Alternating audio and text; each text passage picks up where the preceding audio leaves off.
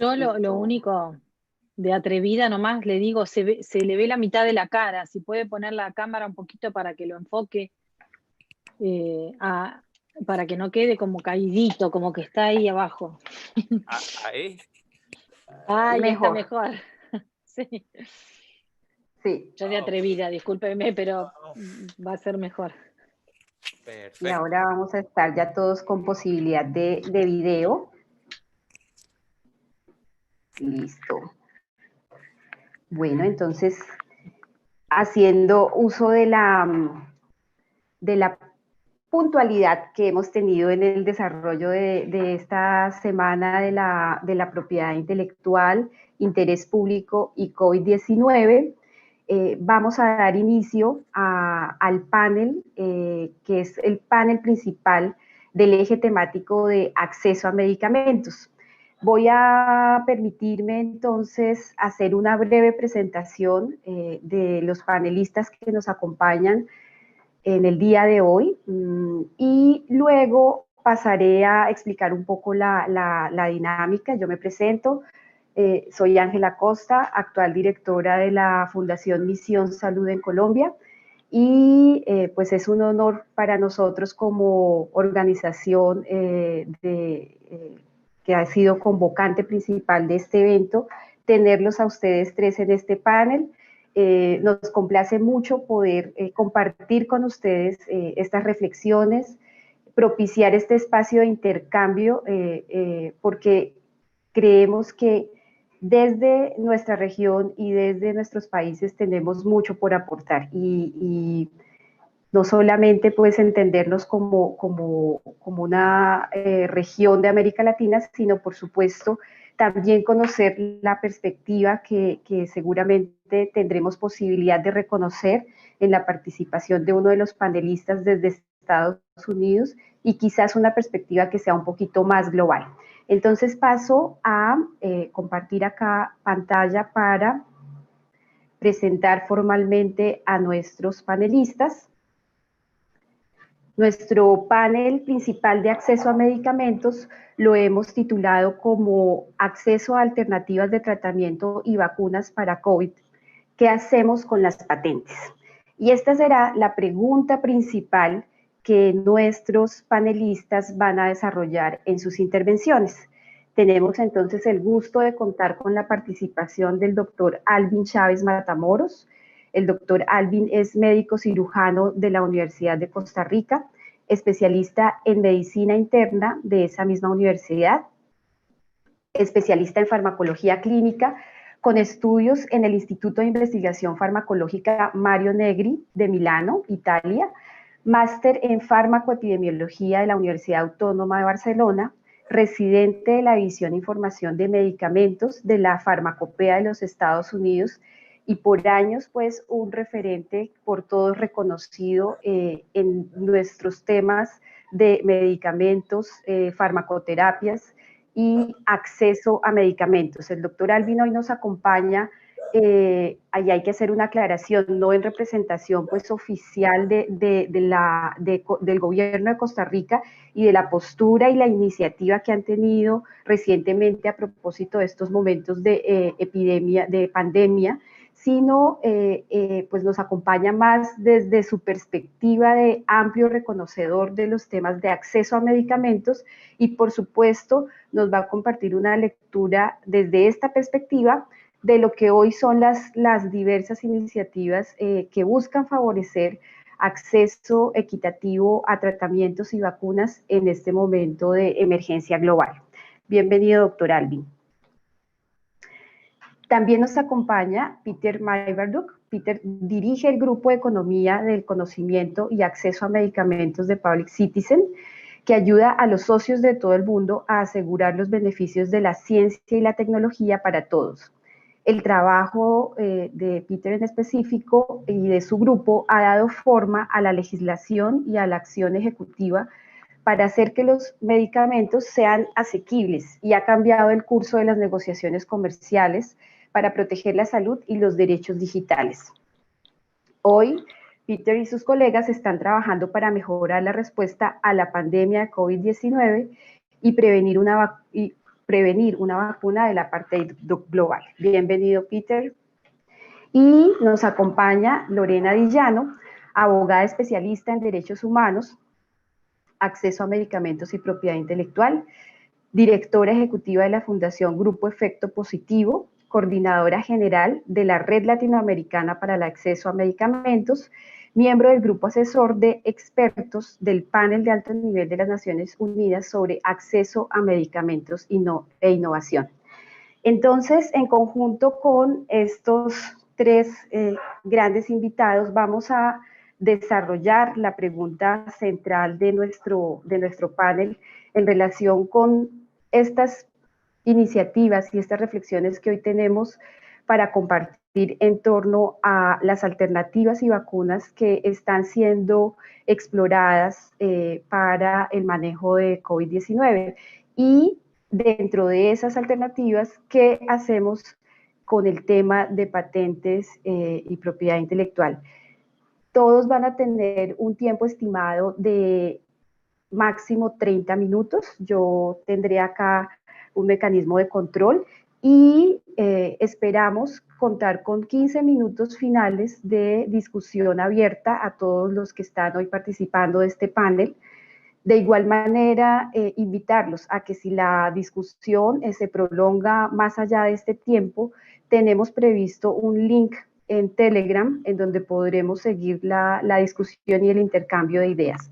Así que con esto doy espacio para que el doctor Alvin comience esta sesión de este panel. Bienvenido, doctor Alvin. Buenos días.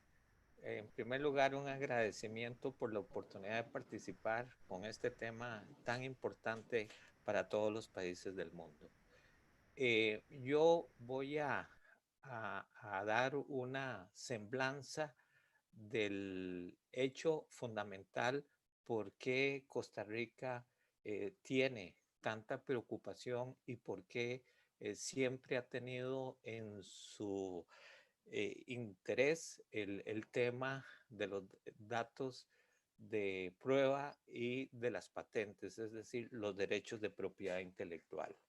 En nuestro país, el derecho al cuidado de la salud es un derecho constitucional y eso lo debemos tener muy claro. Y para cumplirlo, nosotros hemos desarrollado un sistema de salud en el cual la coordinación general es del Ministerio de Salud y luego en el mismo coexisten el sector público y el sector privado. El sector público, la institución que juega la responsabilidad más grande es la Caja Costarricense del Seguro Social y en el sector privado la resolución y la participación en la salud es bastante limitada. Es decir, el sector público juega un papel trascendental en cumplir con el derecho al cuidado de la salud. La Caja Costarricense del Seguro Social, como dije, que es la institución que va a jugar el papel más importante en la atención de salud de todos los costarricenses, fue creada hace 78 años. Y muy importante es que la ley que le dio vida a la Caja es una ley de rango constitucional.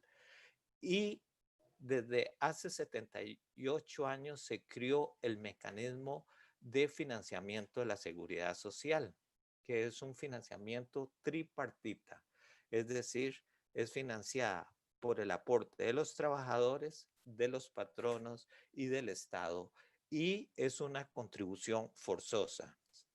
Se rige bajo principios filosóficos en los cuales me parece muy importante para el tema que nos ocupa el de la universalidad, además de la equidad, la solidaridad, la obligatoriedad y la unitariedad, y la seguridad social es la responsable de la prevención, curación y rehabilitación de los habitantes de Costa Rica.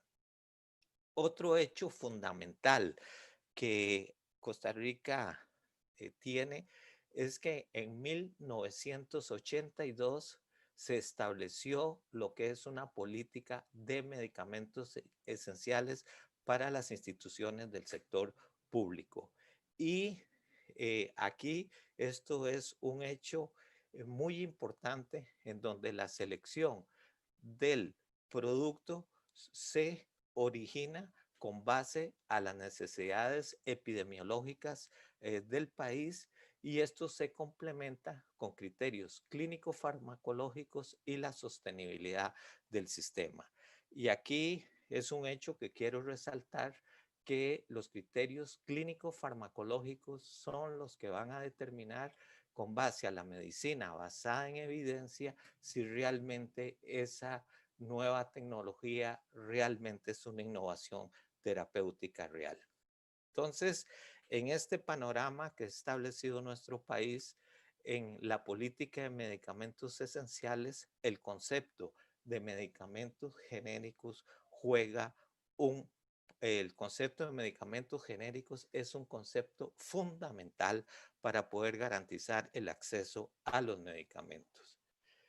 Este sistema de salud que hemos llevado adelante y fortalecido a través de los años nos ha permitido tener resultados muy satisfactorios en el ámbito médico, en el ámbito social y en el ámbito económico. Y esto se evidencia porque el país tiene una mortalidad general muy baja, 46 por cada 10.000, considerando todas las enfermedades crónicas degenerativas que tienen una gran prevalencia hoy en día, una mortalidad infantil de 7.8 por cada 1.000 nacidos vivos, una mortalidad materna extraordinariamente baja y una expectancia de vida que hoy ronda los 80 años. Si esto lo vemos desde el punto de vista de los medicamentos, con esta política de medicamentos esenciales, el acceso a los medicamentos anda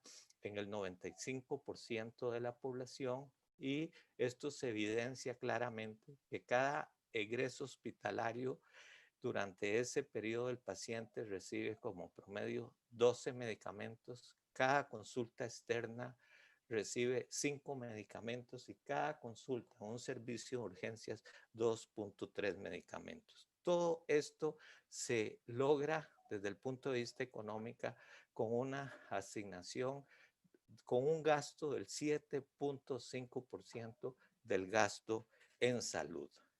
Entonces, este logro que se ha alcanzado en el acceso a los medicamentos desde hace muchos años sufre amenazas muy importantes, ya que nosotros no podemos dejar de lado la capacidad de las compañías farmacéuticas para cobrar precios muy elevados, aunque los fármacos desde el punto de vista clínico farmacológicos proporcionen ligeros beneficios a los pacientes. Además, impulsa gran parte de la investigación que conduce a los pacientes desesperados por ciertas patologías, principalmente por el cáncer, a generar grandes presiones sobre los gobiernos, sobre las compañías de seguros, obligándolos prácticamente a hacer inversiones muy grandes con relación a lo que las empresas cobran. Hay muchos ejemplos sobre lo que significa la propiedad intelectual en el acceso a los medicamentos. Yo les podría mencionar de un medicamento para el tratamiento de un determinado cáncer que ha representado una verdadera innovación terapéutica. Hace unos años, el costo tratamiento anual por paciente en nuestro país para el sistema de salud pública ascendía a la suma de $26.500. Al perder los derechos de propiedad intelectual, este mismo medicamento tiene un costo de $6.500. Es decir, ¿qué significa esto? Esto lo que significa es mejorar el acceso a los medicamentos de la población. Esto realmente, como lo dije al inicio, es un elemento que ha permeado muy bien en la población costarricense, en los ciudadanos costarricenses, y se considera que el derecho al acceso a la salud, como el derecho al acceso a los medicamentos, es un derecho humano. Y todos los gobiernos han fortalecido a la seguridad social para que se esfuerce en seguir garantizando el acceso a los medicamentos y a la vez garantizar la sustentabilidad del sistema. Esto explica la razón por la cual el actual gobierno, ante la amenaza que estamos sufriendo todos los países con esta pandemia, presentar la iniciativa llamado a la solidaridad en acción. Debo señalar que Costa Rica, a través de su presidente, el señor Carlos Alvarado, y el ministro de Salud, el señor Daniel Salas, propuso al director general de la Organización Mundial de la Salud, el doctor Tedros Adhanom, facilitar el acceso y uso de la propiedad intelectual de tecnologías para detectar, prevenir, controlar y tratar la pandemia COVID-19. De esta propuesta nace la iniciativa del llamado a la solidaridad de acción para la creación de un repositorio de conocimiento compartido en donde la propiedad intelectual y los datos se aprovecharán como un esfuerzo colectivo para promover la ciencia, el desarrollo tecnológico y el amplio intercambio de los beneficios del avance científico y sus aplicaciones basados en el derecho a la salud. Para elaborar la propuesta a nivel interno, se creó un comité de trabajo interinstitucional e interdisciplinario con participación de funcionarios del Ministerio de Salud, de la Caja Costarricense del Seguro Social, del Ministerio de Relaciones Exteriores, de la OPS, OMS, y la propuesta base contenía 13 cláusulas, que entre otras incluía consideraciones de importancia para asegurar el acceso al conocimiento, propiedad intelectual, datos de prueba, resultados de investigación y transferencias tecnológicas para todos los países miembros. Sucesivamente, el evento de lanzamiento de la iniciativa se efectuó el 15 de mayo con la participación del señor Carlos Alvarado, presidente de Costa Rica, el doctor Tedros Adhanom, director general de la OMS, la señora Mia Mottley, primera ministra de Barbados, el señor Askild Jacobsen, secretario de Estado de Noruega, y pronunciaron discursos mediante videoconferencias el señor Lenín Moreno, presidente del Ecuador, el señor Thomas Exangue, presidente de Palau, la señora Michelle Bachelet, alta comisionada de las Naciones Unidas para los Derechos Humanos, el doctor Hayan Chapagain, secretario general de la Federación Internacional de Sociedades de la Cruz Roja y de la Media Luna Roja, y la señora Retno Marsudi, ministro de Relaciones Exteriores de Indonesia. Autoridades de Naciones Unidas, el mundo universitario, la industria y la sociedad civil también participaron en los debates. La participación en el acceso mancomunado a tecnologías contra COVID-19 es de carácter voluntario y se realiza sobre la base de la solidaridad social. La iniciativa funciona como una ventanilla única que permitirá distribuir equitativamente el conocimiento, la información y los derechos de propiedad intelectual del ámbito científico entre la comunidad mundial. Actualmente, 40 países miembros de la Organización Mundial de la Salud han informado a la OMS y o al gobierno de Costa Rica que están sumándose al llamado de acción solidaria. De estos, 12 países son latinoamericanos. El esfuerzo que se debe realizar es que una de las premisas fundamentales de la investigación es disponer, y en este caso específico que estamos hablando del COVID-19, tecnologías terapéuticas, curativas o preventivas que vayan a representar beneficios a la lucha contra esta patología que está afectando a toda la población y que está generando a todos los países grandes problemas sanitarios, sociales, económicos, laborales. Por lo que realmente nosotros, y en Costa Rica lo interpretamos así, la investigación tiene un componente social fundamental y por lo tanto uno de los elementos que tenemos muy claros es que se debe evitar a toda costa que estas innovaciones terapéuticas reales, cuando estén disponibles, que al ingreso al mercado no tenga precios inaccesibles para la gran mayoría de los países.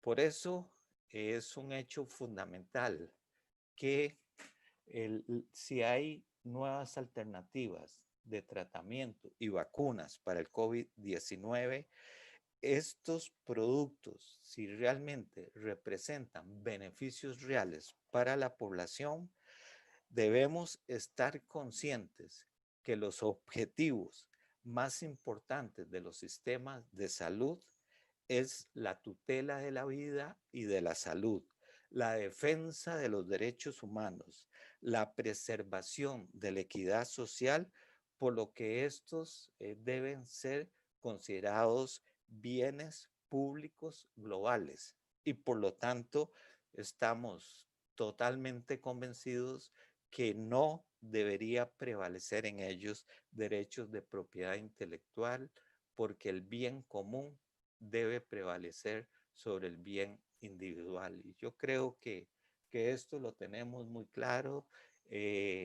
Costa Rica se suma con sus principios filosóficos de universalidad, equidad, como una extensión a nivel mundial, pensando en que el elemento más importante en cualquier sistema de salud son los pacientes. Muchas gracias. Muchas gracias, doctor Alvin. Ha sido pues muy ilustrativa los fundamentos iniciales de esta propuesta de Costa Rica, que como usted bien lo ha dicho, pues ha sido acogida por la OMS.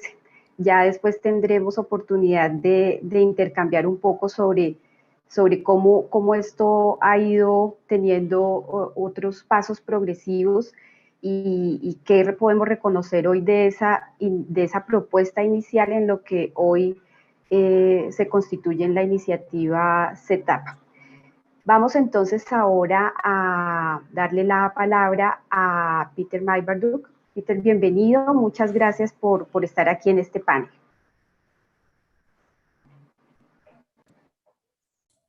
Gracias, Anela, gracias a todos, muy buenos días a todos y a todas, estimados compañeros.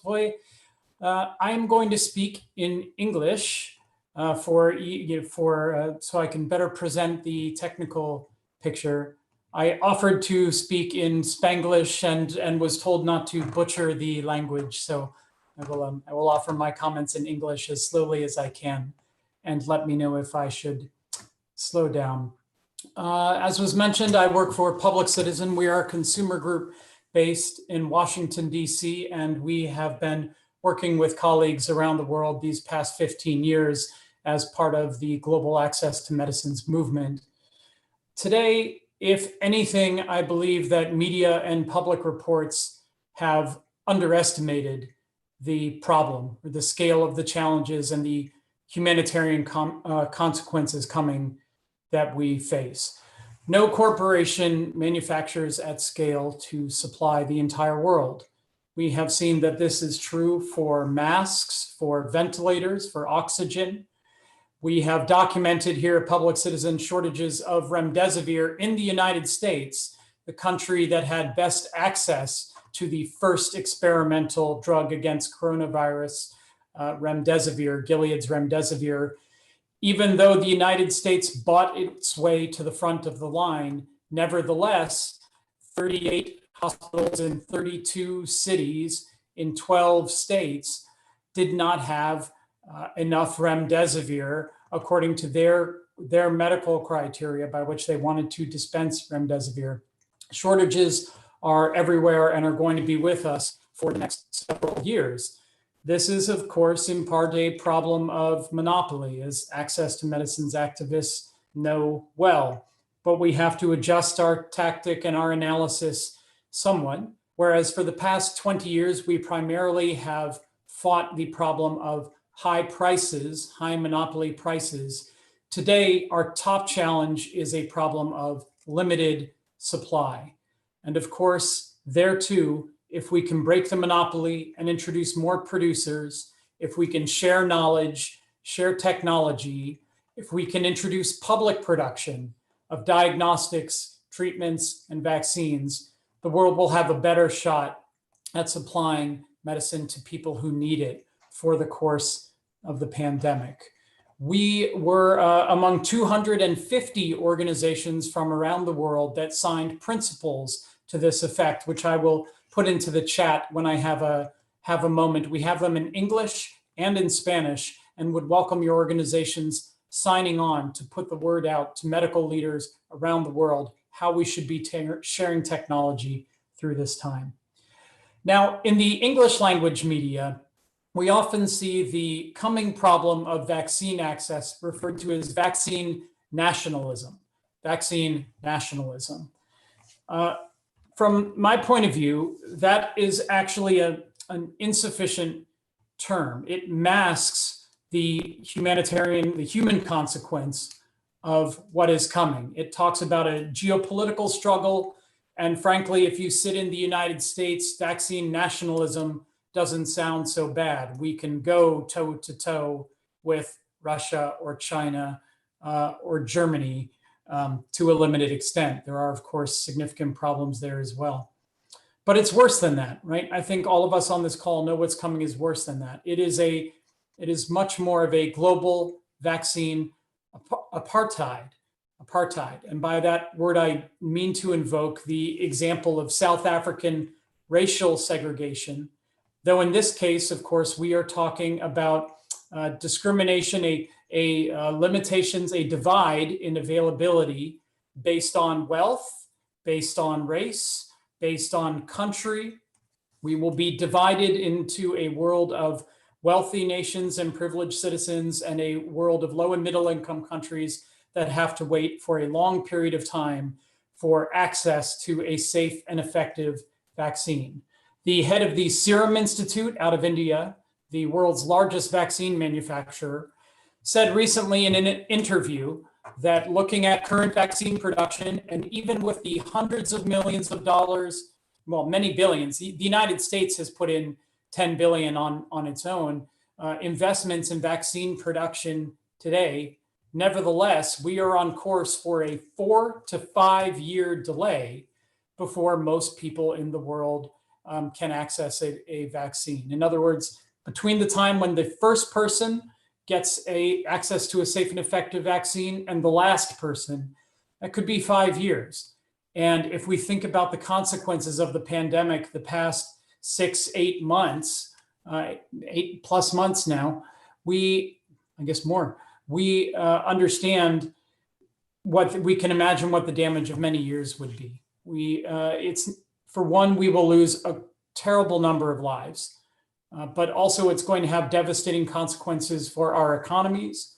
The most vulnerable communities will be affected the most, and it could have a significant consequence for political instability. So global vaccine apartheid. What do? We will have to resist for one, of course, as we understand in social movements, we will have to resist and set an example of resistance, but we will also have to offer alternatives, a vision of hope and of possibility. So let's talk a little bit about what that looks like. I was asked to address the climate in the United States right now. One of the major challenges that we face, of course, is that people everywhere are scared of being left out. And we are going into a scarcity mindset. There is an understanding that rationing is here and rationing could get worse. So, for example, it is hard for American politicians to talk about giving any vaccine to anyone, anywhere, before every last person in the United States has received it. That is, of course, partly we see it in Donald Trump's terrible nationalism and racism, but it's also true of Democratic candidates. It's a difficult commitment for them to make to contribute to COVAX, to contribute to the World Health Organization and the world supply, because of the sense that we are dividing up a small, limited pie.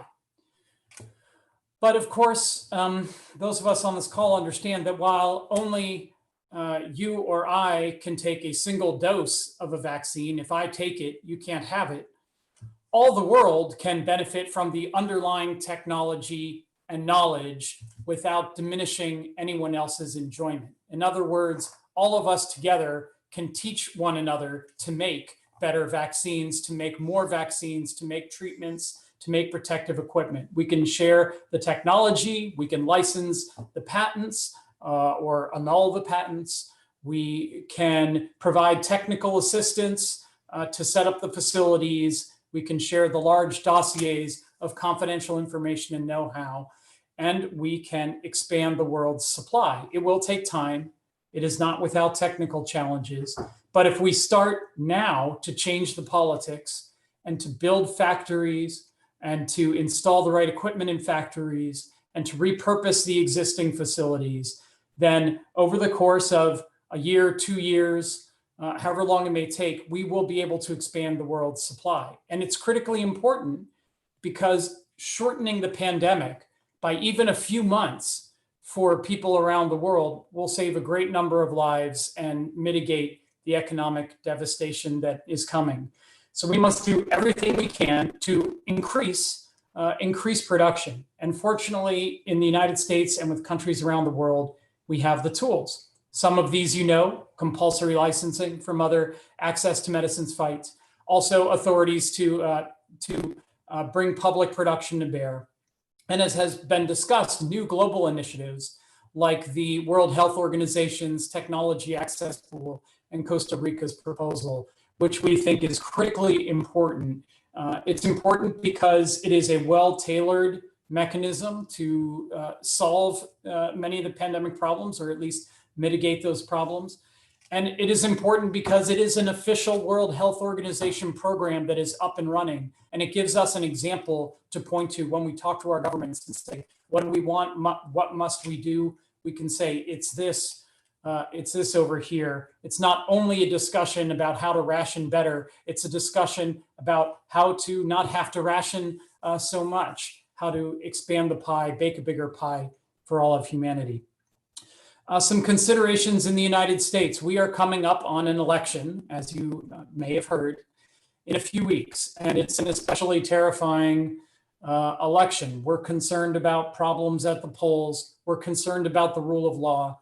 We are very concerned and very embarrassed, frankly, about the state of our government and what it has done to the rest of the world, or what sort of example it sets for the rest of the world. So these are obviously very, very important times. I think analyzing the candidates' administrations, we understand that if the next US administration is also a Trump administration, there may be little that we can do to move the US government into a much more productive position. It simply will be difficult to get the United States to contribute meaningfully to the global response. We will do our best nevertheless. If the next government is a Democratic Party government, if it's Joe Biden's administration, It's not clear what that administration would stand for, but we certainly intend to set an example by which that administration could respond differently, working with opinion leaders, working with faith leaders, religious leaders, leaders in the foreign policy establishment.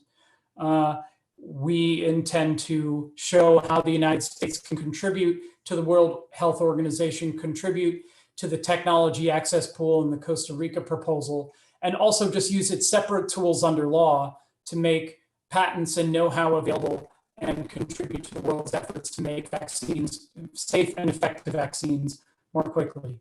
There's obviously a lot to say about this, but I am proud to, can you still hear me?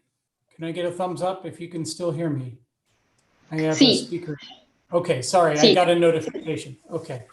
I'm happy to announce today that on October 21st, we will be going into the streets. We will be launching a demonstration, a rally, where many organizations are going to come together and say, we demand a safe and effective vaccine, stop politicizing the science, and we demand that everyone everywhere in the world has timely access to that safe and effective vaccines. We are going to protest in Washington, D.C. with many of our colleagues and really begin to sound that alarm. That's October 21st. We're, of course, contributing to and very excited about the People's Vaccine Campaign, led by Oxfam and UNAIDS and other organizations, calling for a vaccine that is available to everyone worldwide, no discrimination, free, and a public good that everyone can produce. And we find that example of the People's Vaccine Campaign very, very helpful. The United States is not thinking about global access today. We have to move it to a place where it does. And tomorrow is too late to begin, as it may be true for many countries where we are all still waiting to see what sorts of vaccines will be introduced, and very studiously and importantly, doing our best to understand their safety and efficacy profiles and ensure that our regulatory authorities maintain stringent standards of safety and efficacy and don't put a bad vaccine on the market that could limit faith in vaccine and limit the number of people who take one, thereby extend the pandemic. But we also have to be thinking now about these production issues, because tomorrow is too late, because it will take time to develop the equipment to increase supply and to make a people's vaccine all around the world. We invite and support and stand in solidarity with everyone in low and middle income countries who is raising a ruckus. There's got to be a demand. There's got to be a protest. There have to be visible examples from around the world of people saying, we need access and we won't wait, and we won't stand for vaccine apartheid. We won't stand to be treated as though we are less. We demand equal access, equitable treatment now, and we will support those calls. I will share our principles in the chat, and I look forward to our discussions and questions. I think the last point I want to make is that, for many of us who have been with this Access to Medicines movement for a long time, this is why we have an Access to Medicines movement. Looking back to the prior pandemic, epidemic, global HIV/AIDS, we learned lessons for that, lessons that are important for the world, lessons that can make a difference today to confront the challenge of the pandemic. And so what we're trying to do today, what we all need to rise up and be able to do together today, is not just to make a point about patents or use the pandemic to make our argument that the research and development system should be different. We need to contribute to the end of the pandemic. We are able to contribute to the end of the pandemic to save a great many lives and avert economic disaster. What we have learned about patents, that knowledge, what we have learned about fighting the pharmaceutical companies and sharing what we know, is critically important to humanity today to mitigate the damage. We are working together to offer a path and to offer hope, and I'm so glad to be in it with all of you and look forward to your questions.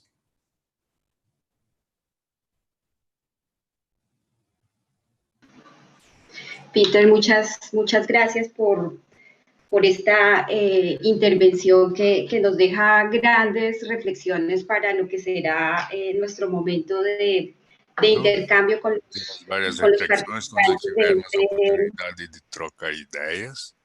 de este panel.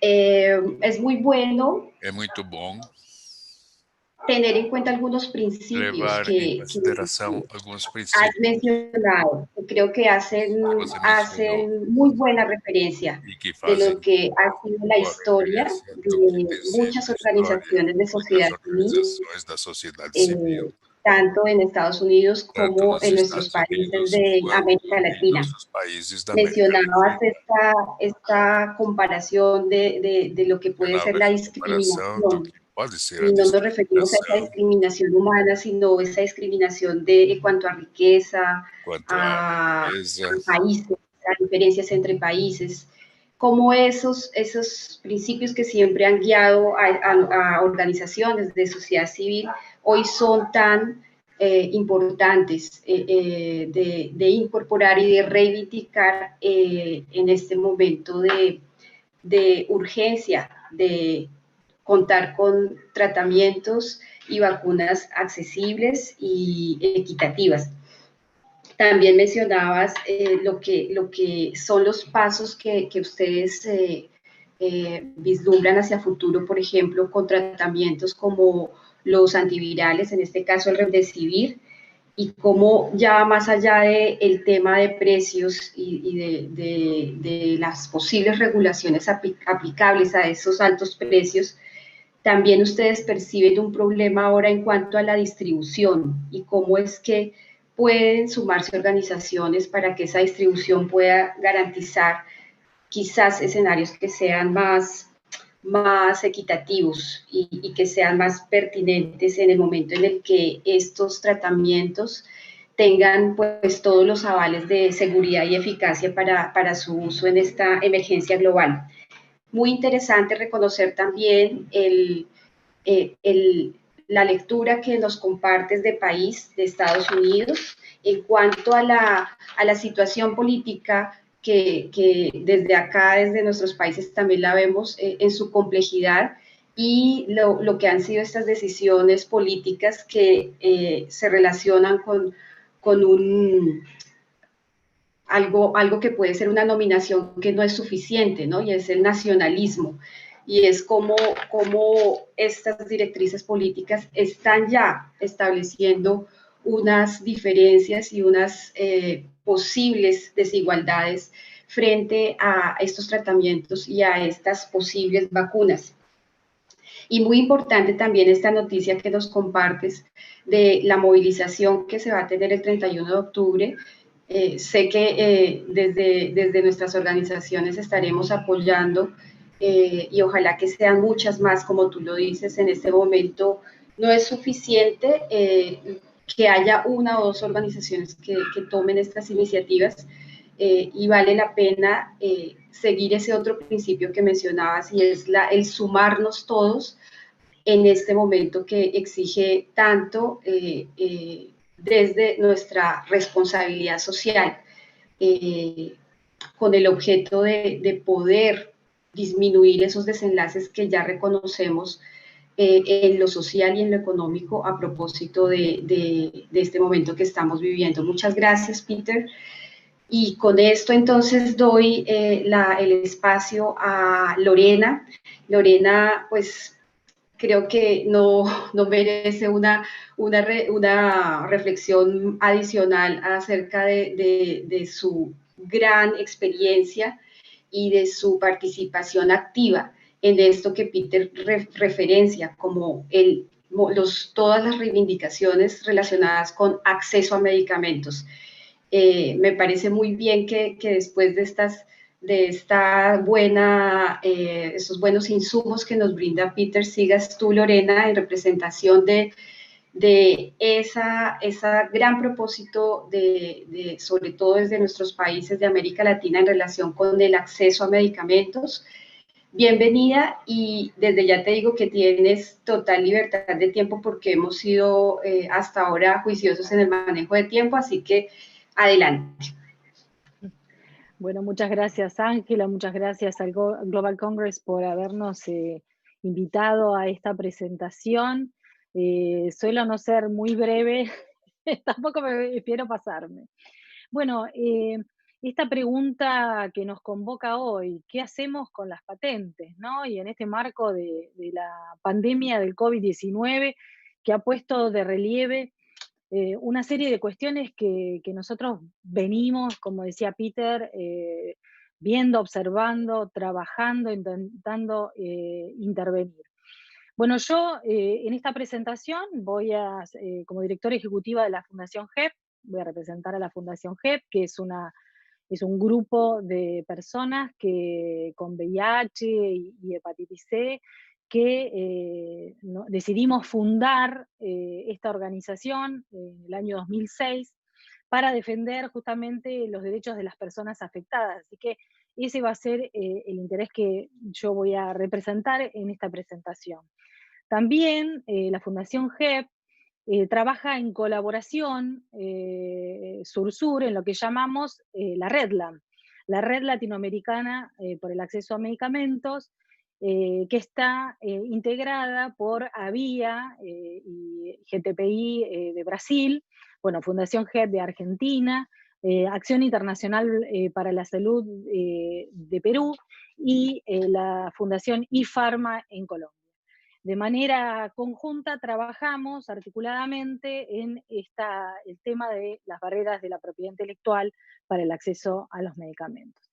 Así que la presentación va a estar organizada un poquito, me voy a referir al sistema brevemente, para después ver qué hemos hecho desde nosotros los afectados y la sociedad civil para intentar intervenir en ese sistema que nos priva de medicamentos, que amenaza permanentemente el acceso o la continuidad de los tratamientos. Muchos de nosotros somos personas con una enfermedad crónica, así lo determina el mercado, no tenemos cura para el VIH y debemos hacer un tratamiento que debemos tomar todos los días. Con lo cual esto trae desafíos mayores, porque hay que asegurar la continuidad y la sustentabilidad de los programas de provisión de medicamentos.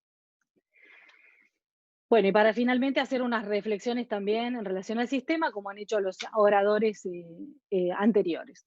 Bueno, un poco referirme a este modelo de innovación que es el sistema de patentes, que se adoptó en el marco de la Organización Mundial de Comercio, en lo que llamamos la firma del acuerdo ATIC, o TRIPS en inglés, que se dio en los años 90, a partir de una avanzada neoliberal a nivel global.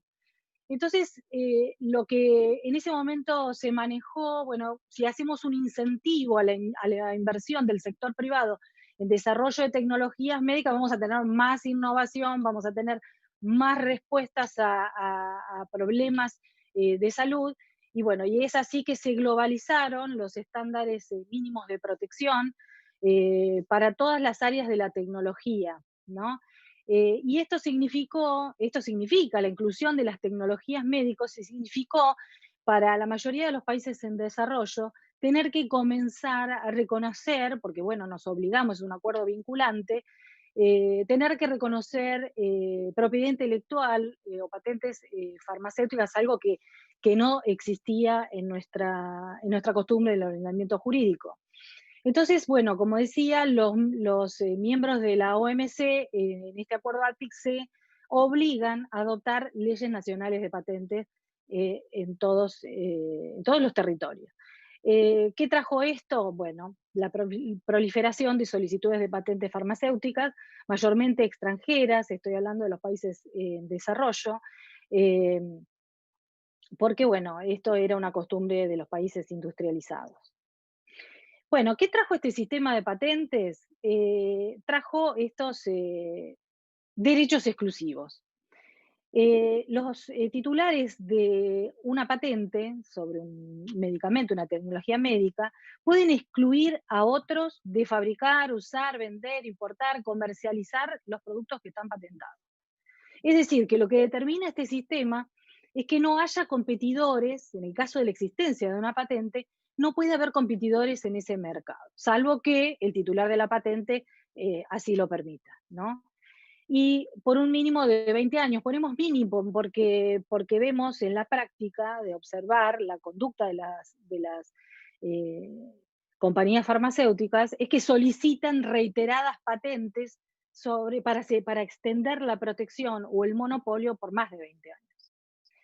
Bueno, entonces las patentes limitan la competencia, como decía, crean monopolios, que algunos digan que esto no es así, crean monopolios, exclusividad, y los titulares de las patentes pueden poner precios altos y excesivamente altos. En algunos casos, la verdad, es increíble los precios para medicamentos de cáncer, bueno, mismo cuando entró el Sofosbuvir, el Sofosbuvir en el mercado, $84.000 el tratamiento para una persona, $1.000 la pastilla, lo cual es realmente escandaloso. Pero dentro del sistema no solamente tenemos la protección, y esto es algo que, digamos, ya se refirió Peter, y es lo que nosotros llamamos las salvaguardas de salud, que también normalmente se encuentran como flexibilidades de TRIPS o de ADPIC, ¿no? Las salvaguardas son parte del sistema y permiten garantizar la salud en aquellos casos en que necesitan los gobiernos garantizar la salud a su población. Nosotros nos gusta hacer esta distinción dentro del conjunto de salvaguardas en dos grupos, ¿no? Y decimos aquellas que tienen un carácter más vale preventivo, o sea, que previenen el otorgamiento de patentes. Esto es muy importante porque, como decía antes, hay un gran porcentaje, en Argentina la Oficina de Patentes dijo el 90% allá por el 2012, el 90% de las solicitudes de patentes que se presentan en la Oficina de Patentes de Argentina no cumplen con los requisitos de la ley. O sea, no son nuevos, no traen actividad inventiva, no tienen aplicación, algunos aplicación industrial. Entonces, ¿qué hacemos así respondiendo, qué hacemos con las patentes? ¿Qué hacemos con las solicitudes? Y la verdad que dentro de las salvaguardas, a nosotros nos parece, estas que tienen carácter preventivo, que es muy importante que las oficinas de patentes hagan examen de las solicitudes. No, no es bueno, digamos, más que nada para el derecho para el ejercicio del derecho a la salud, que las oficinas de patentes presuman que una solicitud cumple con los requisitos y se otorgue muchas veces sin hacer el examen. Otra cosa muy importante son los que llamamos criterios de patentabilidad, que además deben ser rigurosos. Un ejemplo muy importante es el ejemplo de Argentina, que en el año 2012 adoptó las guías de patentabilidad. Las guías de patentabilidad establecen qué es patentable y qué no en materia farmacéutica. Y son rigurosas. Pero bueno, decir que cuando los países hacen uso de estas salvaguardas, muchas veces reciben represalias, o en el caso de las guías de patentabilidad argentinas que están siendo atacadas por la industria farmacéutica multinacional. Están pidiendo al Poder Judicial que anule estas guías que han sido tan importantes para el rechazo de patentes que no cumplen con los requisitos. Otro instrumento importante que también previene el otorgamiento de patentes es las oposiciones o observaciones de terceros. Esto está en el ADPIC, pero también está en algunas, no en todas, y debe estar, para poder usarse, debe estar este instrumento dentro de las leyes nacionales de patentes. En Argentina las tenemos y después les voy a contar cómo es que usamos este mecanismo. Hasta aquí, todo para prevenir el otorgamiento de patentes. Luego tenemos otro grupo también de salvaguardas de salud, que es cuando ya las patentes fueron otorgadas. Por eso a nosotros no nos parece, o nuestra estrategia, nosotros comenzamos con justamente las de carácter preventivo. Y cuando ya no tenemos otra, cuando ya se otorgó una patente, bueno, tenemos las licencias obligatorias, que las nombró Peter, que es la posibilidad que tiene un poder ejecutivo de un país de permitir la fabricación de medicamentos genéricos en existencia de una patente y establecer el pago de regalías al titular. Es decir, nadie pierde porque podemos tener fabricación, competencia en el mercado y el titular de la patente se beneficia con ese pago de regalías. Bueno, por supuesto que la licencia obligatoria termina con el monopolio y eso es lo que no les gusta. Y también los países, cuando intentan usar este tipo de instrumentos, sufren todo tipo de represalias. Bueno, hay pocos casos, pero algunos casos en el mundo de uso de esta licencia. Bueno, también puede ser de uso gubernamental, no comercial, la licencia obligatoria. Pero bueno, vayamos a un poquito a que les cuente cómo hemos nosotros intervenido usando estas salvaguardas de salud, porque como decía Peter, tenemos que garantizar que haya acceso, tenemos que nosotros también contribuir, y eso es nuestra misión, contribuir al acceso a medicamentos. Entonces, bueno, la Ley Nacional de Patentes que tuvimos que adoptar, como decía, por la firma del API como Argentina, adoptamos esta ley 24481, que a partir del año 2000 nos obliga a reconocer patentes farmacéuticas. El artículo 28 permite las oposiciones de terceros, que no es más ni menos que colaborar, un tercero interesado, colaborar en la oficina de patentes con el análisis de una solicitud y aportar pruebas y argumentos de que, por ejemplo, una patente no cumple con los requisitos de patentabilidad de la ley. Como decía, que sea nuevo, que tenga actividad inventiva, que tenga aplicación industrial. Estos son unos ejemplos acá en la tabla que yo les traje. Disculpen. De algunos de los trabajos en oposiciones a patentes que hemos hecho de la Fundación GEP. Bueno, son medicamentos para VIH, combinaciones de medicamentos para VIH, el caso del sofosbuvir para que cura la hepatitis C, pero no, yo les voy a pedir que se concentren en la última columna, que es la que hace referencia al ahorro que hasta el momento pudimos medir a través de nuestro observatorio de acceso a medicamentos, qué había pasado, o sea, ¿qué buscamos? Buscamos que la patente no sea otorgada porque no cumple con los requisitos.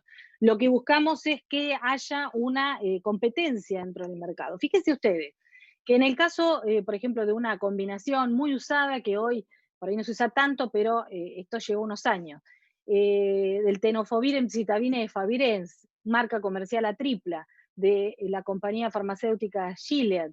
Entre 2015 y 2017, en Argentina, el Ministerio de Salud de la Nación pudo ahorrar 118 millones de dólares porque la patente fue rechazada, porque en ese momento no teníamos monopolio y pudimos comprar el medicamento genérico.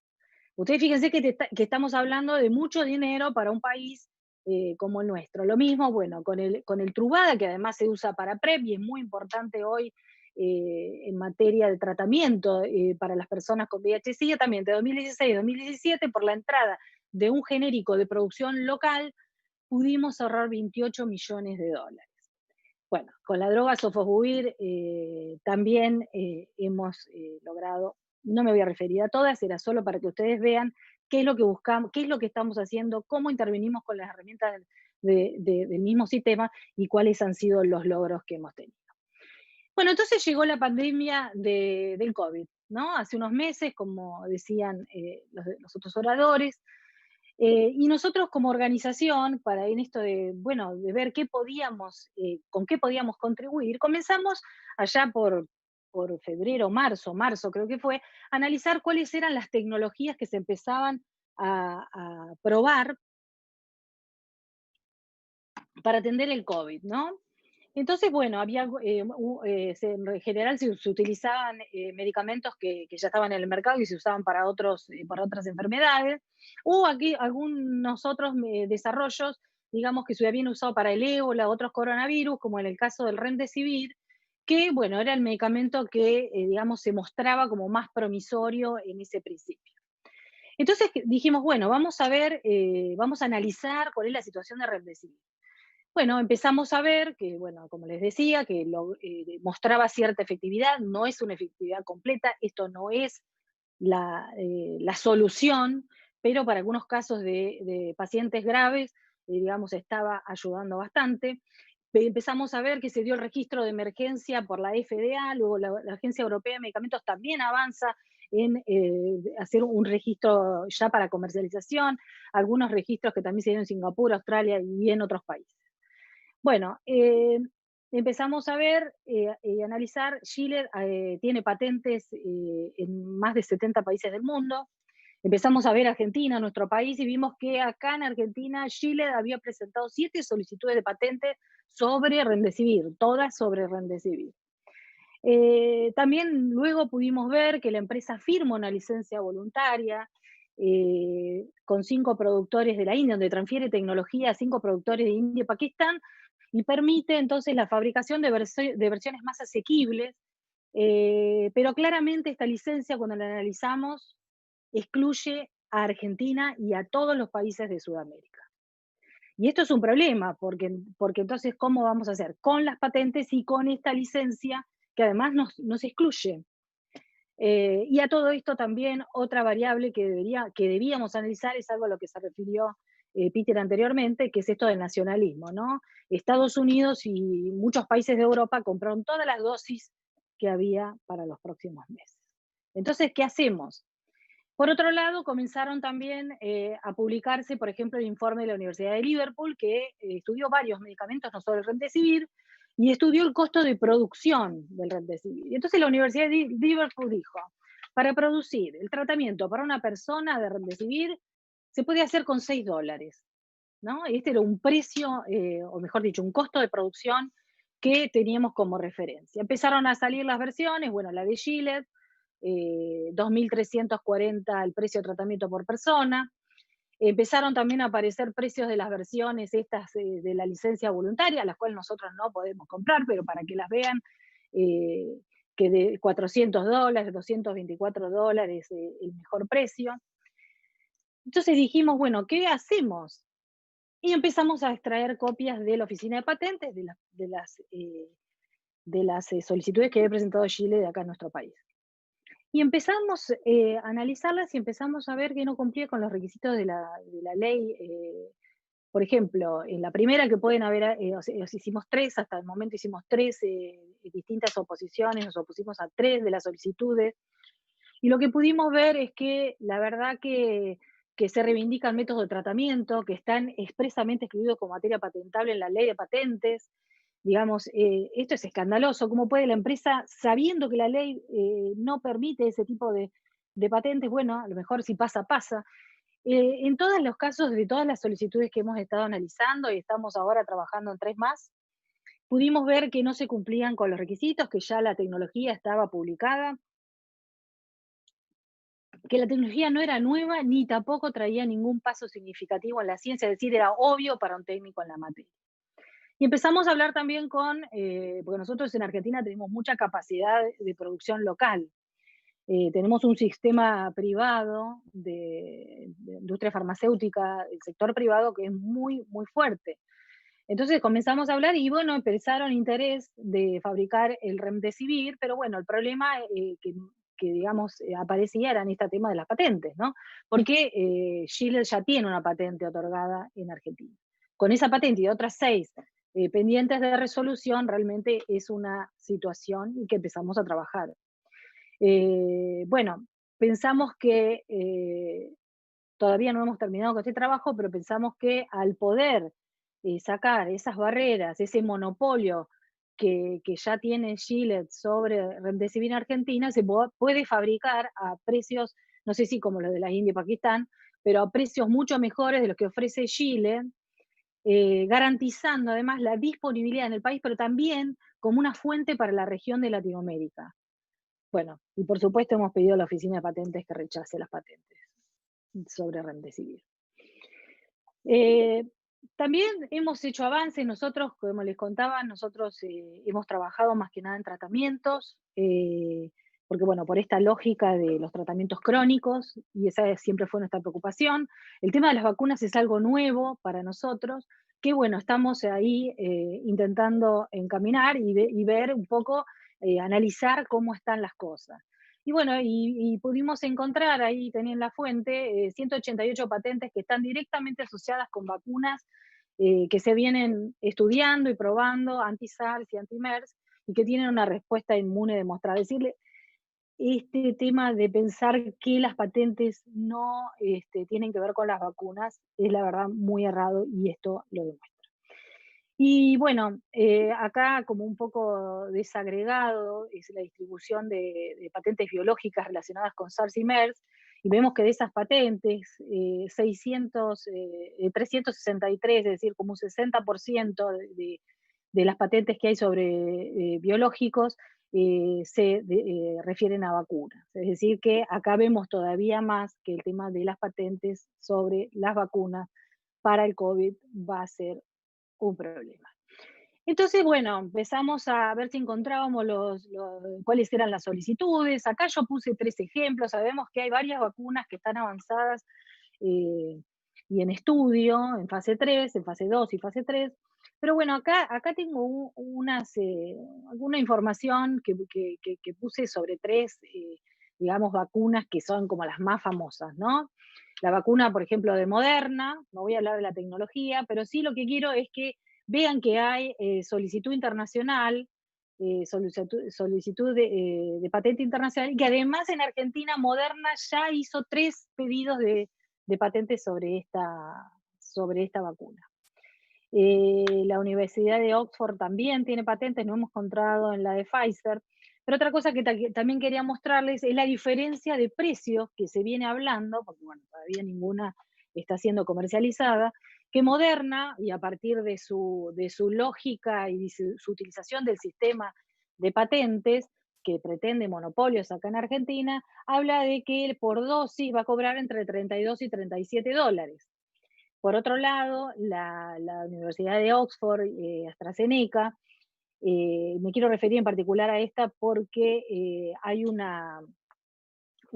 anuncio que ha hecho el presidente de Argentina junto con el presidente de México, de que llegaron a un acuerdo con AstraZeneca, que es la empresa licenciataria de esta patente de Oxford para esta vacuna, y que, bueno, llegaron a un acuerdo de transferencia de tecnología con la idea de que pueda ser fabricado el principio activo en Argentina, luego se terminaría en México, y esto va a ser una fuente, si es que esta vacuna es la vacuna que muestra efectividad, esta sería una fuente para toda la región, salvo Brasil, que tiene otro acuerdo con la compañía. Entonces esto es muy importante. Yo vi reacciones también en el ámbito internacional en donde se debaten, bueno, qué hacer, ¿no? con el tema del acceso a estas tecnologías que necesitamos para COVID. Y la verdad que parece, ante la posibilidad esta del nacionalismo y de que no tengamos a nivel mundial realmente la capacidad para fabricar, que en Argentina se puede usar la capacidad de producción que tenemos instalada para una vacuna que pueda abastecer a toda la región, nos parece que es muy importante. Pero además se dijo que ese acuerdo no es con finalidad de lucro, o sea que se está hablando de 3 o 4 dólares la dosis. Fíjense la diferencia. Bueno, y la de Pfizer, ahí unos 20 dólares, no me voy a referir. Bueno, entonces, ¿qué nos trajo 26 años de implementación del sistema de patentes, este sistema del APE? Como decía, monopolio sobre medicamentos esenciales con precios extorsivos. La verdad que la promesa de que iba a haber más innovación, iba a haber más moléculas, iba a haber más respuestas a los problemas de salud, tampoco esto hemos logrado. Hay escasa innovación y la mayoría de las solicitudes que se intentan patentar son meros desarrollos incrementales. Como les decía, el 90% no cumplen con los requisitos. Esto quiere decir, no tenemos real innovación. Además, el abuso del sistema de patentes por parte de la industria farmacéutica. En el caso del sofovivir, este tratamiento central para curar la hepatitis C, nosotros en Argentina encontramos 14 distintas patentes sobre el sofovivir, o sea, solicitudes de patente de parte de la empresa. Entonces, digamos, ahí hay un intento de repatentar, de buscar patentes sobre combinaciones, hay un intento de hacer pequeños cambios de formulación y entonces pedir patentes sucesivas para extender los monopolios, como le decía, por más de 20 años. Después tenemos las enfermedades desatendidas. Hay enfermedades que, como esto está basado en el mercado y lo que el mercado quiere invertir, hay enfermedades que no le interesan al mercado porque no dan rentabilidad. Es el ejemplo del Chagas. O las enfermedades de las zonas más pobres, donde no se asegura un mercado y una rentabilidad determinada, que es lo que buscan las empresas.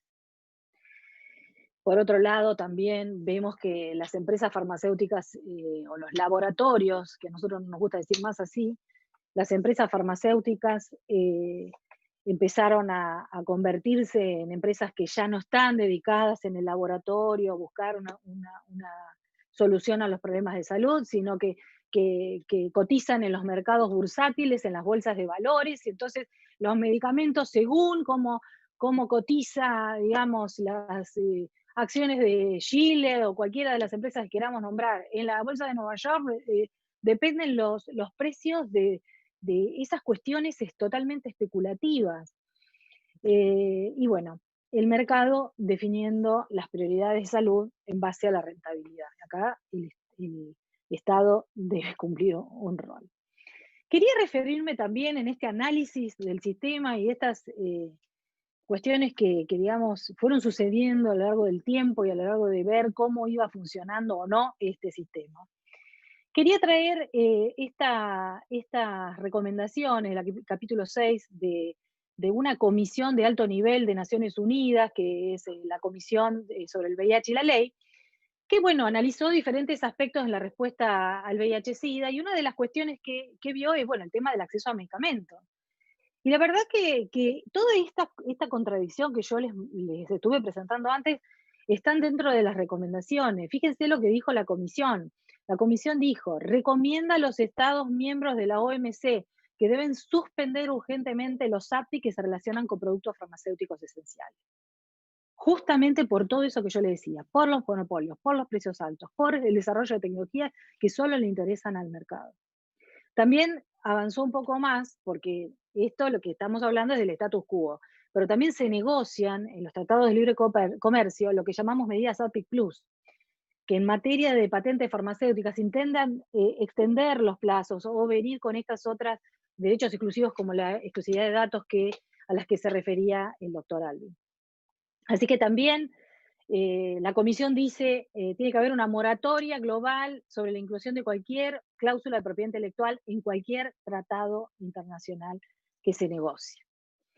Entonces, nosotros decimos, en la Redlam hemos tenido mucha discusión en torno a esto, y más cuando llega la pandemia del COVID y pone todavía más crudamente sobre la mesa esta cuestión que generan las barreras que generan las patentes para el acceso a la salud.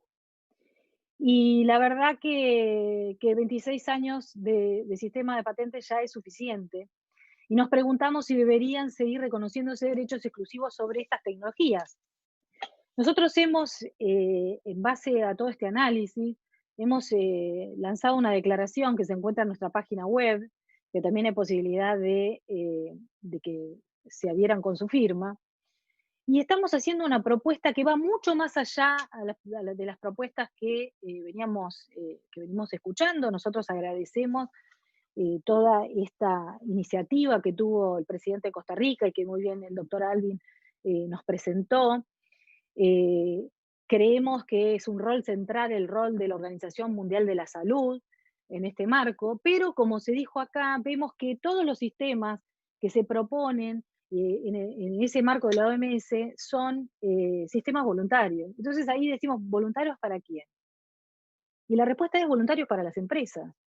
Entonces, ¿a ustedes les parece que empresas que vienen comportándose, abusando del sistema de la manera que yo describí, y que estamos permanentemente país por país, producto por producto, trabajando con la salvaguardia de salud, pero no logramos resolver?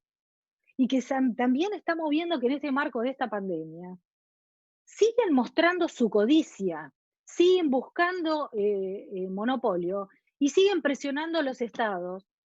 Ayer fue un día muy complicado para nosotros acá en Argentina, porque se dio media sanción a un pedido de la industria farmacéutica multinacional al gobierno argentino, y el gobierno mandó al Congreso un proyecto de ley en el cual se le dan mayores beneficios, porque se está aprobando, tenemos media sanción de una prórroga de jurisdicción y también una indemnidad patrimonial en caso de reclamo de daños y perjuicios por el tema de las vacunas. Entonces estamos viendo, esto empezó en Europa, estamos viendo que las empresas se están presionando para tener, bueno, para poder ser juzgados en más cómodo están y a bajo costo. Y entonces nos preguntamos, ¿cuál va a ser el resultado de esto? ¿No se van a relajar esos criterios rigurosos para hacer los ensayos clínicos, no estamos con el apuro de dar respuesta a esta epidemia, no estamos yendo todavía más lejos cuando este sistema nos está oprimiendo. Bueno, entonces, como vuelvo a la declaración de Redland, nosotros pensamos que este tema comenzó en el APIC, en la Organización Mundial de Comercio, las tecnologías médicas entraron en el APIC donde nunca debieron entrar porque no son, se trata de bienes sociales, de bienes públicos, no se trata de mercancías y así lo trata el APIC a los medicamentos. Entonces creemos que los gobiernos tienen que volver al marco de la Organización Mundial de Comercio y recobrar esa soberanía sanitaria que se dieron a favor del mercado y que como hay pruebas sobradas, no está funcionando. Y en este sentido, y ya para terminar, quiero hacer referencia a algo que a mí me parece muy importante y que trabaja en el sentido de lo que nosotros proponemos con nuestra declaración.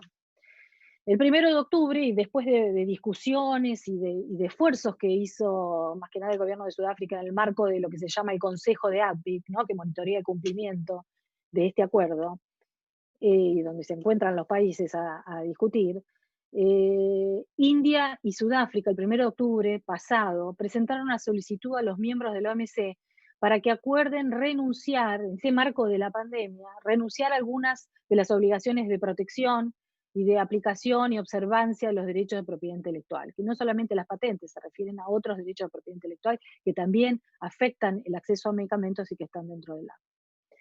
Entonces, esto ya a nosotros nos parece que es una valentía total, que India y Sudáfrica hayan dado este paso, que estén liderando este proceso, y nos parece que no queda otra que la solidaridad. Porque la verdad que nosotros en la región hemos venido hablando con algunos de nuestros gobiernos, y bueno, y entonces planteándoles esto de sacar las tecnologías médicas del APIC, y nos dicen, bueno, pero puede haber represalias, siempre teniendo miedo de las represalias, pero la verdad que ahora está India y Sudáfrica haciendo ¿cómo dice en las carreras? El gasto.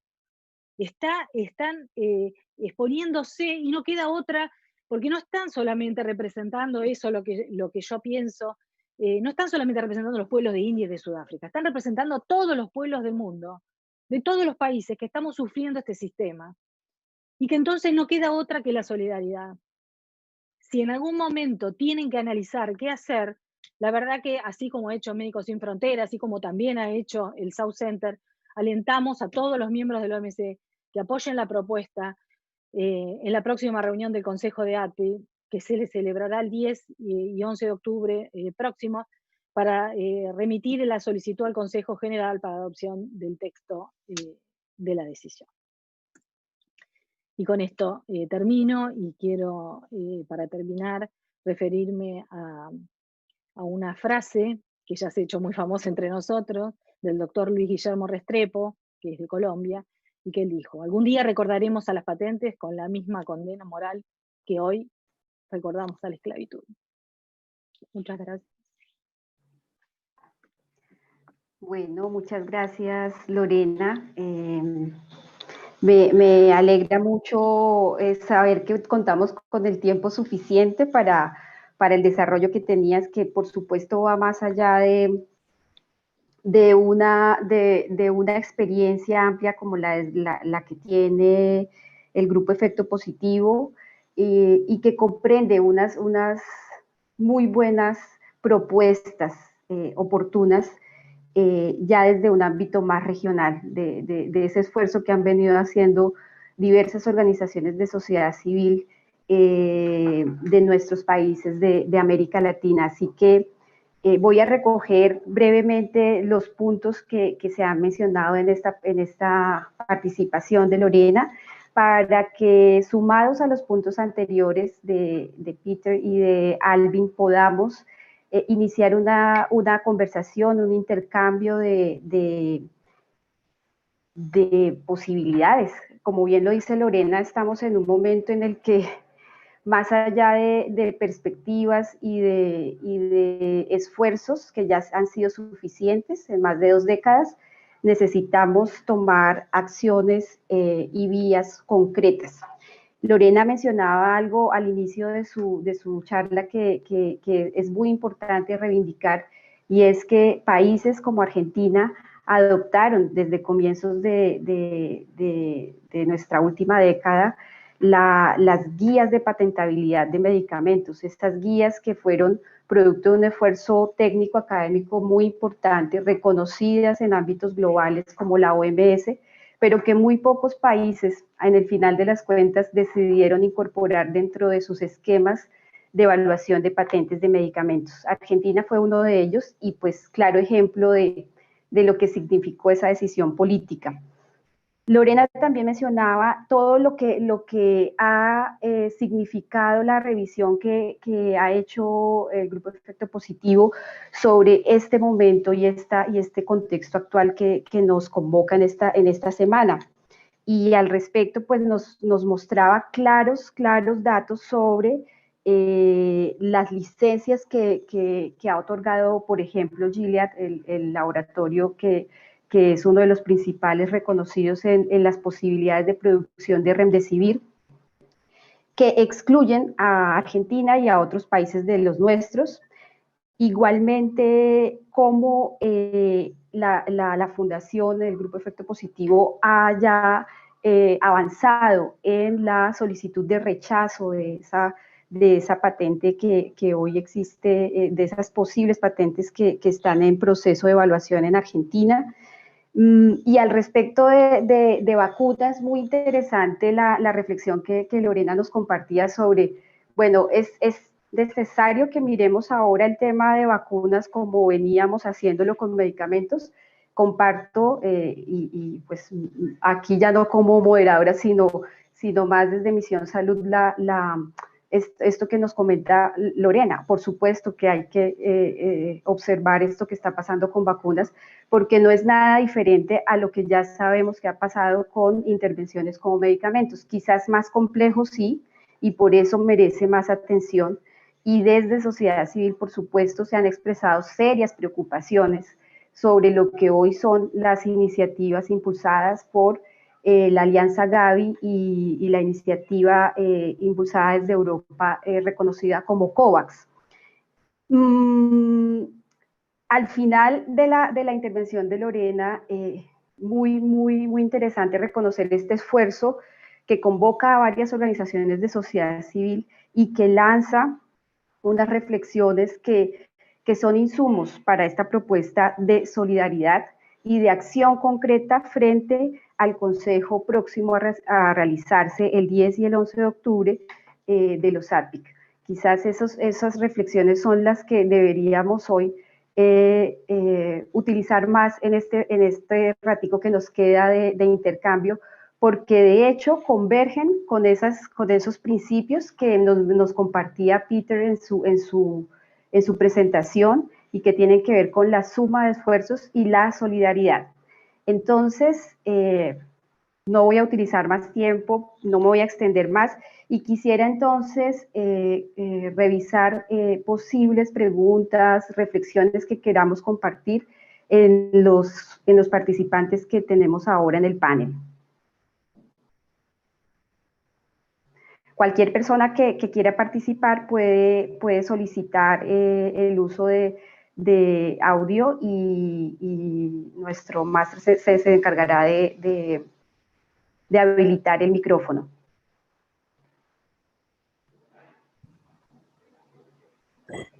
Hi, veo que hay algunas. Sí. Okay. So I want to thank Peter and the others and everyone who's listening to the call first for all the work they do.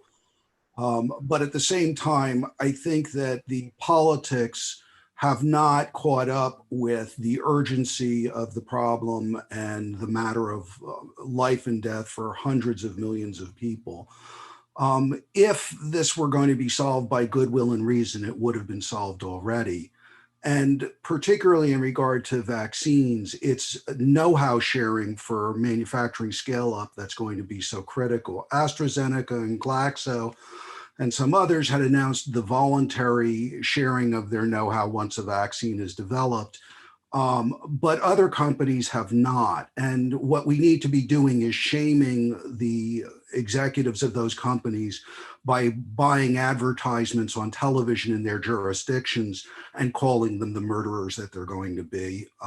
Similarly, for the countries that are going to be missing out on the vaccine because of the vaccine nationalism and pre-purchase contracts, they need to be threatening now to shut off things like essential minerals and other things that will damage the economies of other countries to get them to the table to change their positions.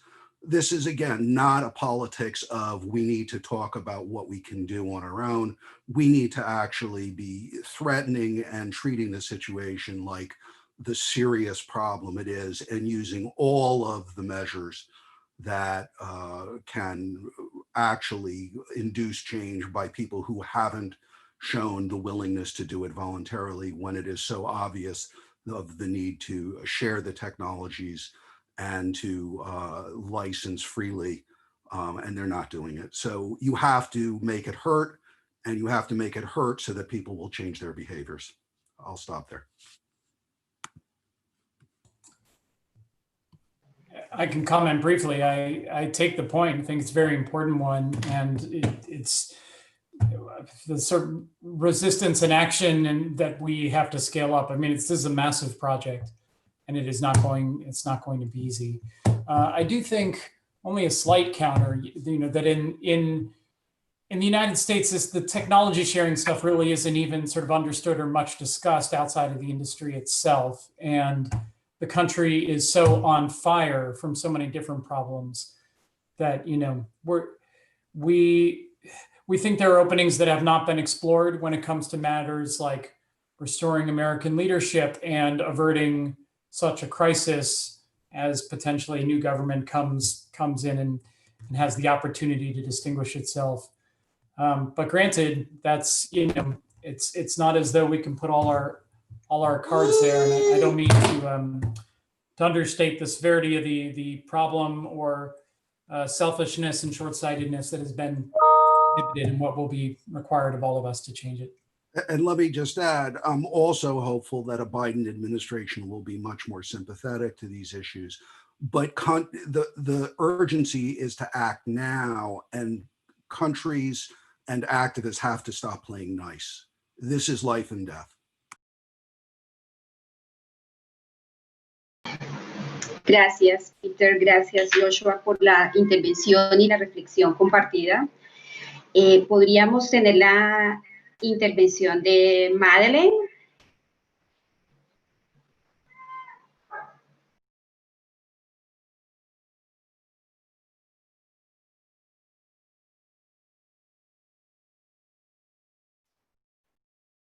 Sí, muchas gracias. No sé si es mejor hablar en español o en inglés. No hay problema. Cualquiera de los dos tenemos traducción simultánea. Ok, muchas gracias. Tengo una pregunta para los ponentes, quienes quieran responder, quizás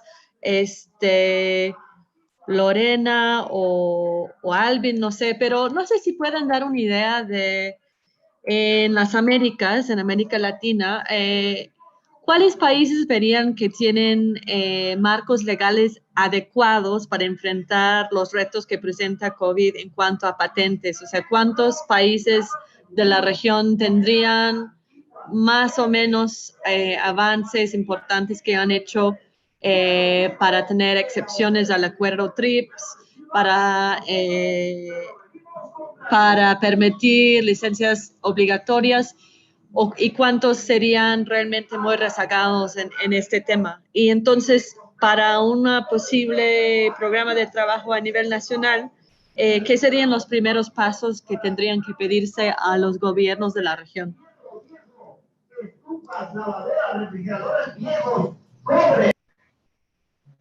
Gracias, Madeleine. Podríamos iniciar. Lorena, si quisieras iniciar. Sí, por ahí responder un poco a Madeleine, no sé cuántos para decirte un número, pero analizar todos los que son miembros de la OMC han debido adoptar sus leyes de patentes entre los 90 y los 2000, principios de los 2000. Entonces, la protección está. Y el tema de las salvaguardas, bueno, tiene que estar, para poder ser usada, las licencias obligatorias tienen que estar dentro de la ley nacional para poder ser usadas, así como todas las otras que presentamos. En general, la mayoría de los países en la región tienen en sus leyes nacionales el uso de licencias obligatorias. Y tenemos algunos ejemplos, Brasil, Ecuador, bueno, la sociedad civil ha trabajado con mucho esfuerzo en Colombia para intentar una licencia obligatoria en su momento sobre Caletra y ahora sobre un grupo de medicamentos para curar la hepatitis C. No ha sido tan fácil lograr la voluntad política de un gobierno, porque eso es lo que buscamos en el caso de las licencias obligatorias.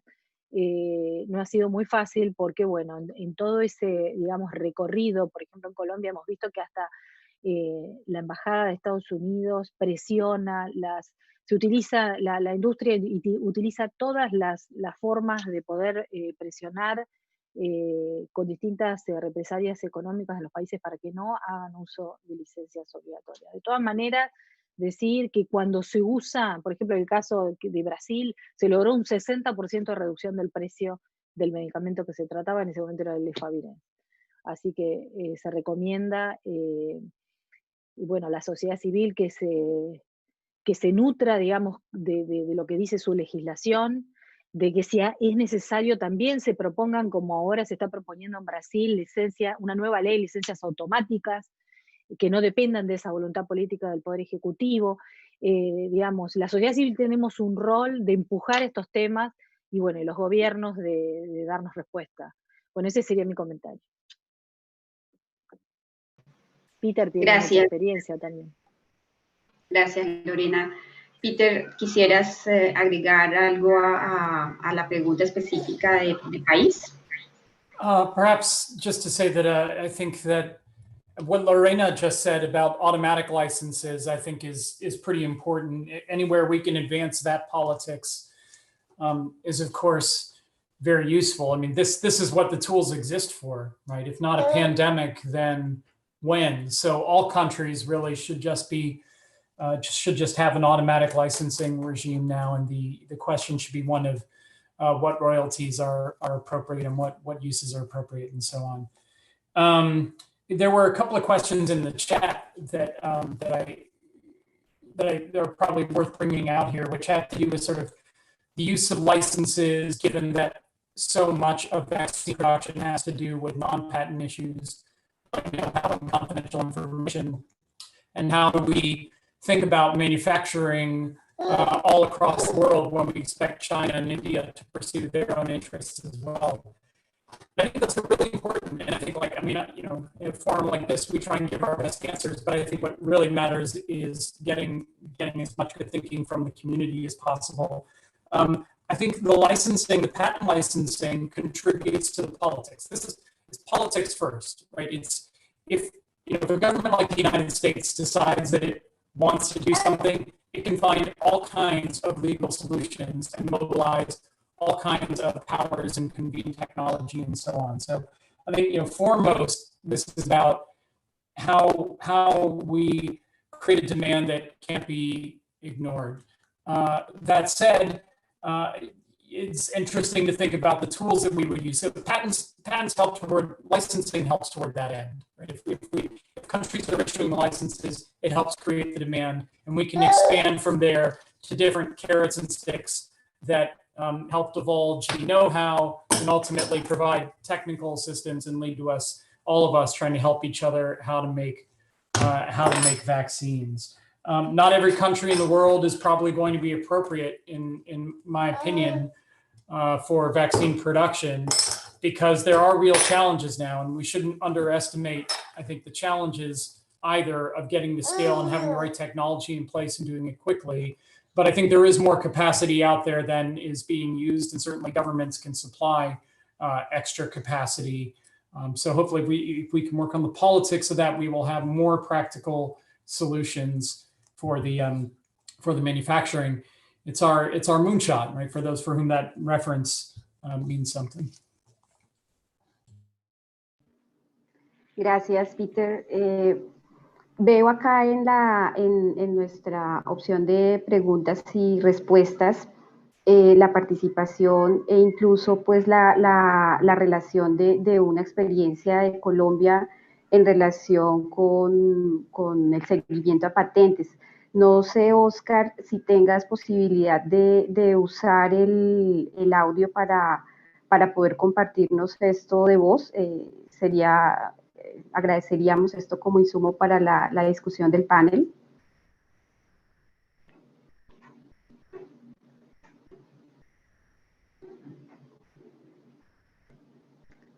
Bueno, no sé si de pronto Oscar Lizarazo, que es un profesor de la Universidad Nacional de Colombia, pues experto en todo este tema de patentes y acceso a medicamentos. ¿Aló? Hola, Oscar. Sí, ¿nos escuchas? Sí, buenos días, Ángela.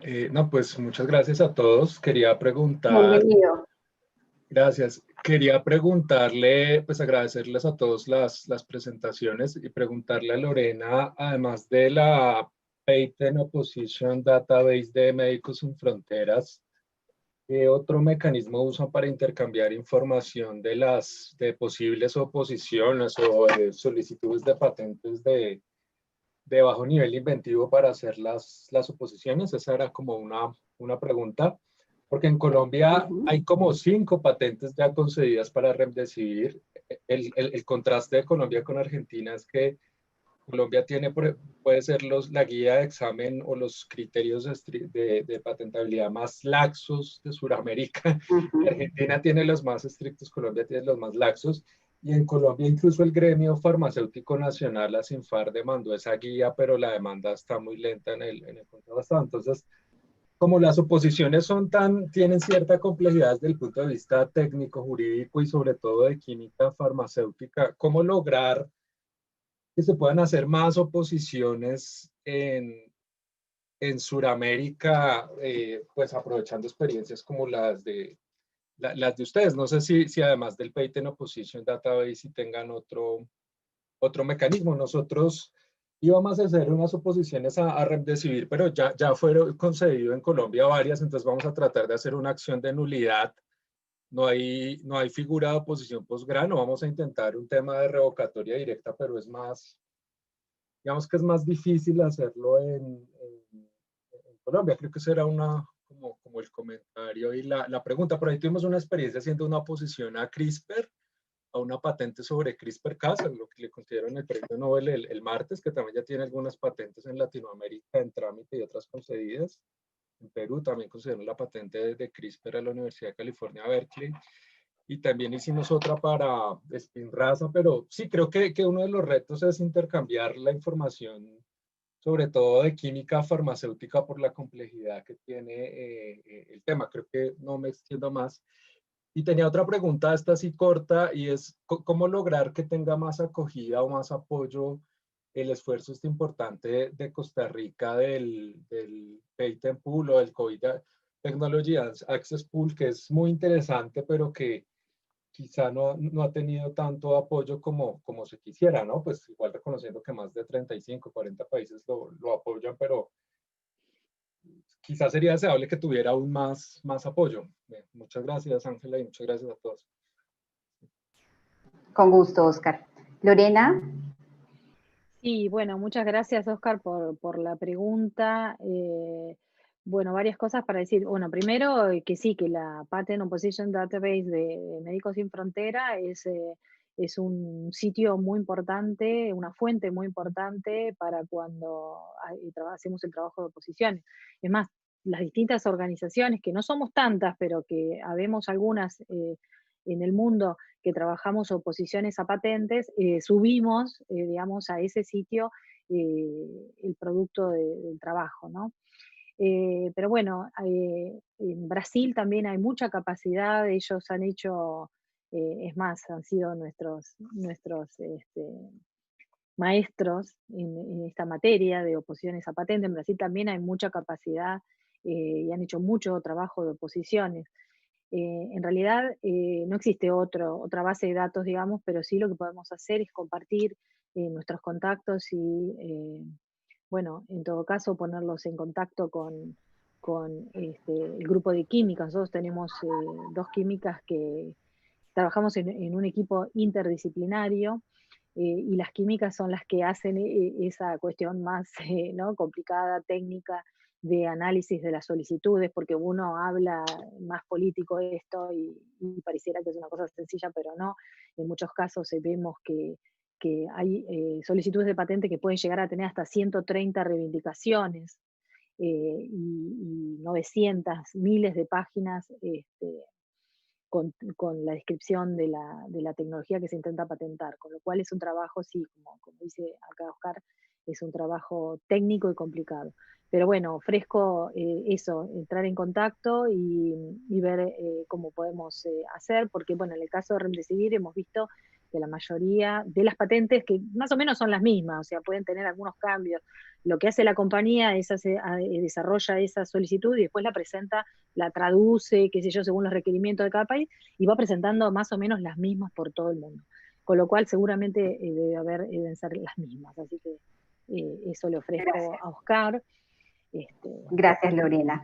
Yo interrumpo porque nos quedan 5 minutos de posibilidad de estar por esta vía, pero me gustaría antes del cierre dar lectura de 2 preguntas que me parecen que podrían incentivar continuar nuestro panel y nuestro intercambio de ideas por el canal de Telegram. El link nos lo puede compartir ahora nuestro administrador de la plataforma, y las 2 preguntas que quedan acá muy interesantes son, la primera la hace Jorge María Di Bello: ¿cómo podemos hacer para lograr que otros gobiernos se sumen a la solicitud de propuestas por la India y Sudáfrica al Consejo de ADPIC? ¿Cómo nos organizamos como sociedad civil a nivel mundial para lograr que se suspendan los ADPIC para las tecnologías médicas? Y la segunda la hace Alberto Ferrari: ¿algún otro país de América Latina aceptó las exigencias de las multinacionales de extender inmunidad soberana? Creo que estas sin duda nos abren el espacio para muchas más reflexiones y ojalá iniciativas conjuntas y concertadas ante estos plazos inminentes que nos compartía Lorena. Yo con estas 2 preguntas y esta invitación a que sigamos intercambiando en el link de Telegram para que podamos continuar lo enriquecedor que nos ha dejado el panel y nuestra posibilidad de explorar opciones. Voy cerrando este primer panel principal de esta semana de propiedad intelectual, interés público y COVID-19. Para nosotros desde Misión Salud, pues ha sido todo un honor estar compartiendo con ustedes 3, con todos los participantes de este panel, y sin duda creo que hemos logrado pues el propósito de responder a la pregunta principal que nos convoca a todos en esta semana, y es ¿qué vamos a hacer con las patentes y los posibles tratamientos y vacunas en este momento de emergencia global? Que como bien lo decíamos, no solamente estamos refiriéndonos a desenlaces patológicos, estamos refiriéndonos a desenlaces sociales, económicos, que afectan a una porción muy importante de nuestras sociedades. Así que agradecerles a los panelistas, a los participantes, y bueno, creo que en más o menos en 5 minutos, podríamos estar continuando este intercambio de ideas. Muchas gracias a todos y les dejo un breve espacio para que por favor se despidan.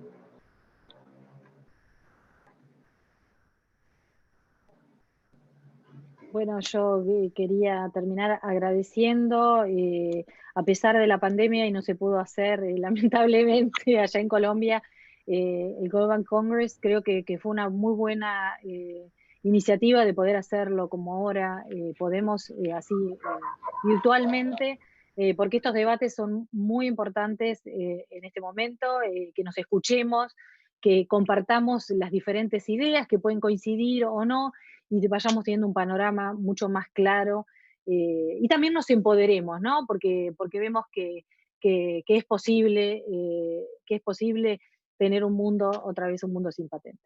Gracias. Un minuto, Peter y Alvin.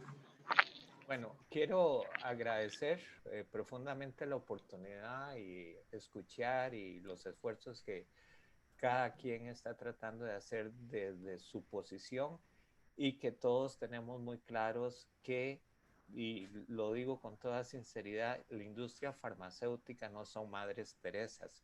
Y nosotros tenemos claramente que lo más importante que tenemos que hacer es garantizar el acceso a los medicamentos a la población, y dentro de este contexto el único tema es la solidaridad, el esfuerzo para poder enfrentar todos los embates que estamos viviendo hoy en día, y que realmente sería la línea a seguir y trabajar sobre la OMC para que realmente esa diferencia de una letra de la C a la OMS realmente vaya hacia la OMS de salud para todos. Muchas gracias y les agradezco. Gracias, Alvin. Peter, creo que alcanzas a dar un breve adiós. Pues adiós. Muchas gracias a todos y a todas y estamos en Gracias a ti. conversación. Gracias. Gracias, gracias.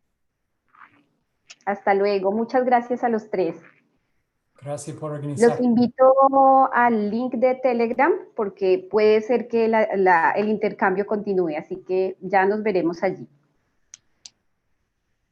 Bárbaro. Chao. Chao, querida. Chao.